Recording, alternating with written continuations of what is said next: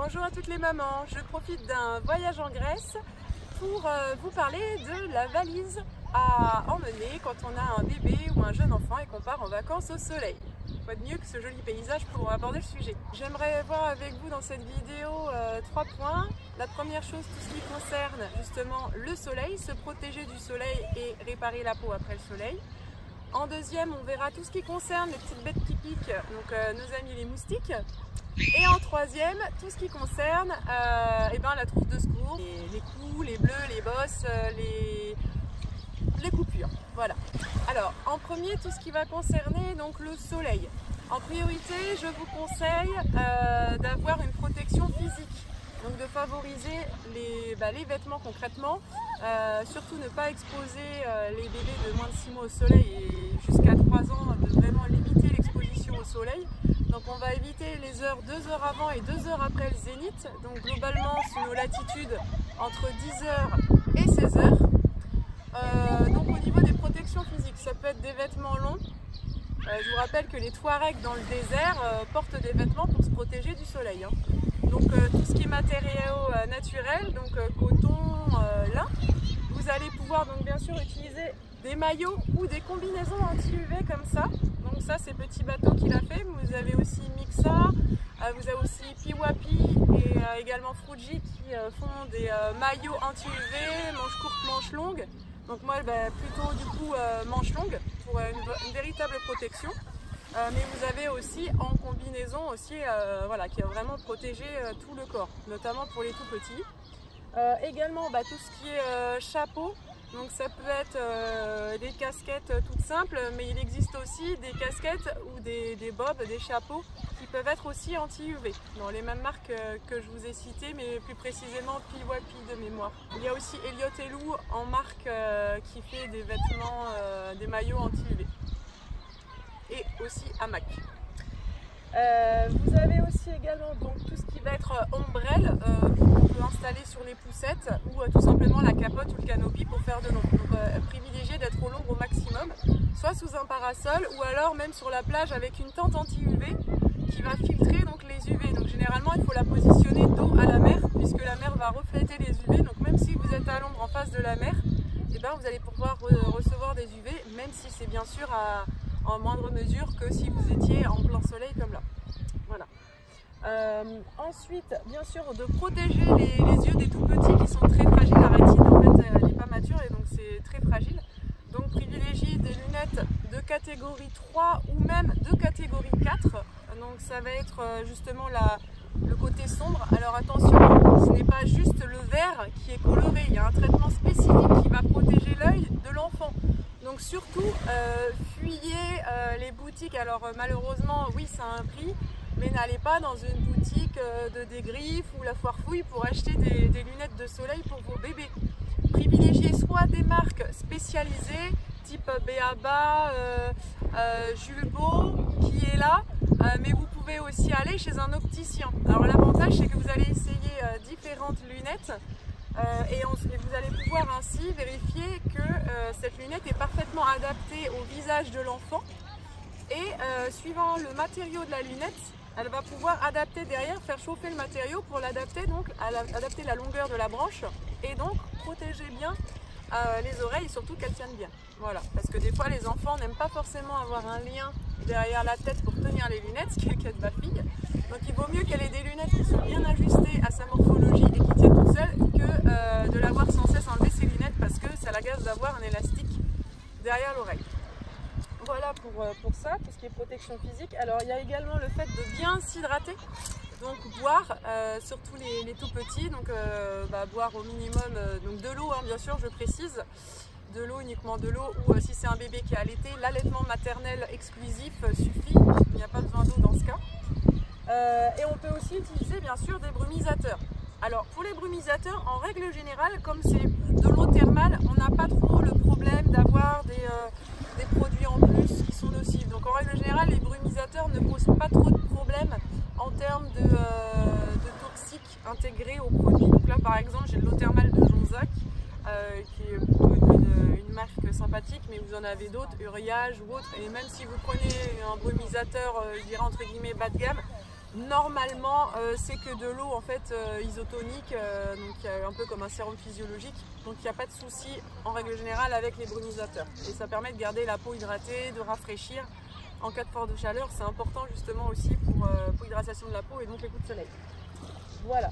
Donc en dernier recours, forcément, vous allez me parler de la crème solaire. Donc la crème solaire, c'est vraiment en dernier recours si vous n'avez pas le choix, que vous êtes exposé au soleil. Et c'est vraiment à privilégier pour les enfants vraiment au-delà, au minimum de 6 mois. Voilà, normalement les bébés en dessous de 6 mois, il ne faut vraiment pas qu'ils soient exposés en plein soleil. Pour les crèmes solaires, il faut faire très attention puisque vous avez généralement dans les crèmes standards des filtres chimiques qui sont nocifs pour la peau, qui comme ils sont appliqués sur la peau pénètrent l'épiderme et donc peuvent aller dans le sang. Donc privilégiez déjà des marques qui sont éco-certifiées, donc bio par exemple. Et il y a aussi le problème de la crème solaire qui va abîmer les coraux.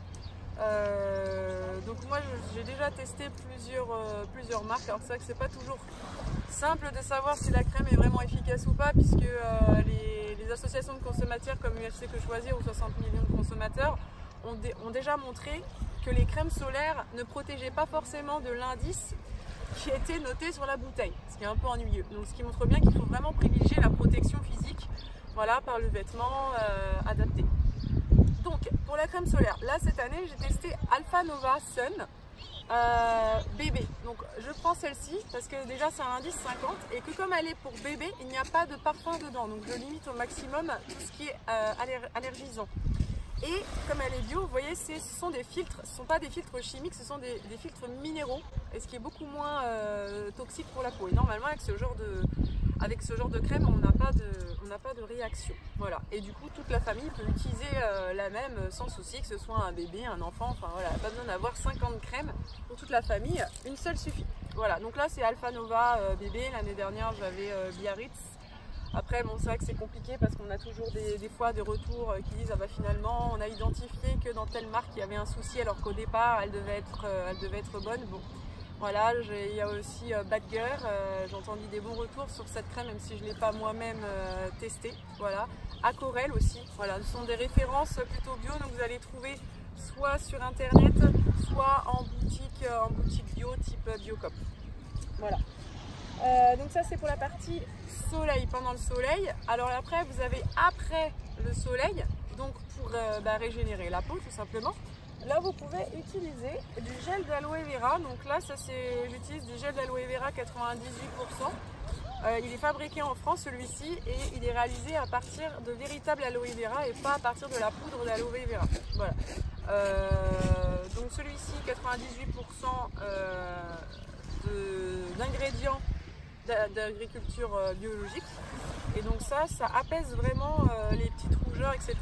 Et on peut l'utiliser pareil pour toute la famille. Pour l'aspect moustique et bestioles qui piquent, alors là c'est vrai que c'est toujours compliqué parce que les produits anti-moustiques généralement ils sont pas vraiment recommandés pour la peau des enfants.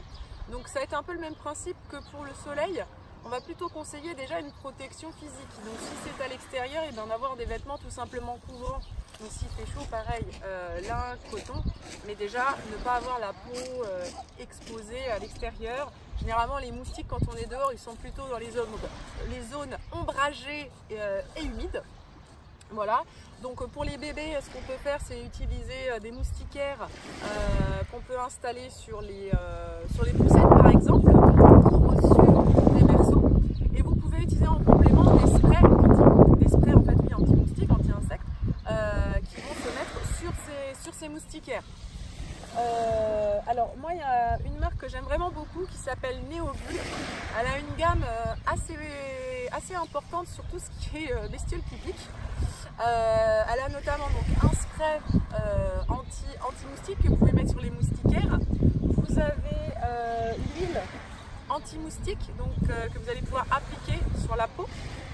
Également tout ce qui est en diffusion pour le diffuseur qu'on utilise normalement pour les huiles essentielles et qu'on peut aussi laisser ouvert ou mettre sur un petit bout de tissu, par exemple sur un coin de l'oreiller. Et la spécificité de cette marque, c'est que ces produits sont utilisables dès l'âge de 3 mois et même pour les femmes enceintes et allaitantes.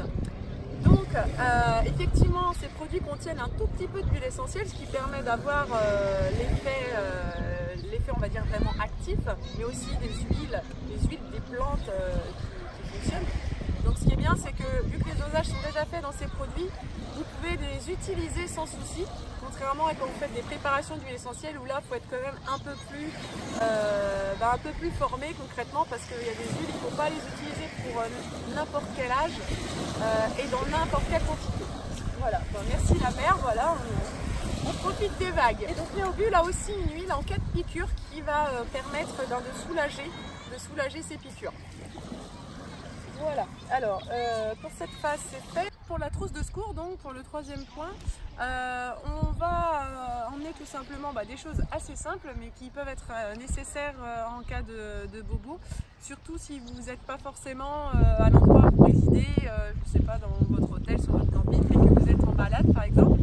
Alors je vous conseille d'emmener des pipettes de sérum physiologique. Ça vous permet en cas de coupure, de chute, de nettoyer la plaie, tout simplement, puisque c'est la première chose à faire, hein, c'est toujours de nettoyer la plaie. Ensuite, si la plaie est assez importante, vous allez pouvoir mettre de l'éosine. Vous pouvez emmener pareil de l'éosine en pipette, donc ça c'est pour assécher la plaie s'il y a vraiment un saignement important. Si c'est un petit saignement, c'est pas gênant. Des compresses stériles qu'on retrouve dans des petites pochettes, donc l'avantage c'est que ça ne prend pas beaucoup de place, vous allez pouvoir les transporter sans qu'elles se salissent. De la chlorhexidine pour désinfecter éventuellement un petit bobo. Les pansements bien sûr, excusez-moi, forcément, si vous avez eu une petite plaie c'est toujours mieux quand même. Pour tout ce qui est bleu bosse, votre enfant tombe, il s'est donné un coup, vous pouvez utiliser une huile à base d'arnica. Et chez Néobule, vous avez aussi toute une gamme dite trousse d'urgence. Il y a un produit qui est aussi notamment pour les bleus, les coups, les bosses, qui est à base effectivement tout ce qui est arnica, immortel, etc. Donc à des dosages aussi faibles au niveau des huiles essentielles, donc qui fonctionnent aussi à partir de 3 mois, donc ça c'est intéressant. C'est des petits conditionnements, donc pour le voyage c'est pratique. Pour la maison je préfère faire moi-même en fait mes mélanges. Vous avez aussi des petites crèmes qui sont à base aussi de géranium rosa, etc. pour les égratignures, pour tout ce qui est cicatrisation, qui fonctionne aussi très bien, toujours chez Néobule. Voilà. Je pense que j'ai fait le tour, je vous laisse profiter de ces derniers instants avec ce magnifique paysage ici dans le Péloponnèse près de Corinthe. Et puis je vous dis à très bientôt pour une nouvelle vidéo. Je vous laisse liker, j'espère, ma vidéo, la commenter bien sûr si vous avez aimé, m'indiquer ce que vous aimeriez peut-être comme autre conseil. Et je vous dis à très bientôt.